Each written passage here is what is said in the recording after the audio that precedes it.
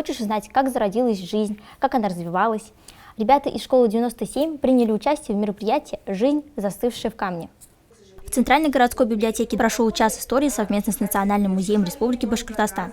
Научные сотрудники музея приехали в библиотеку с древними экспонатами, а также с любопытными фактами из истории. А вы знали, что 250 миллионов лет назад на месте Уральских гор было Уральское море, а вдоль его берегов был вытянут большой коралловый риф? Об этом и еще многих других палеонтологических открытиях рассказали сотрудники музея. Полин, расскажи о мероприятии. Мне очень понравилось это мероприятие. Мне очень понравилось, особенно когда говорили про акулу и то, что у нас было море. Так что даже нет слов, как это здорово было. Как ты думаешь, зачем школьникам нужны такие встречи? Мне кажется, чтобы знать историю своей родины. Кстати, редчайшие находки и сейчас приходят из разных мест и пополняют музей. Школьникам удалось взглянуть поближе на ценности, а также потрогать и ощутить тяжесть таких уникальных экспонатов, как бивень мамонта или рог носорога.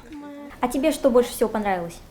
Мне понравились зубы акулы, потому что они выглядели, они были, получается, острые, и мне больше всего понравилось то, что они опасные. Как ты думаешь, насколько профессия палеонтолога сейчас актуальна?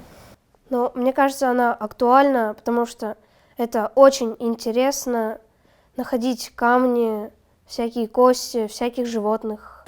Здорово, что школьники интересуются темой палеонтологии, ведь на самом деле эта наука очень актуальна в современном мире.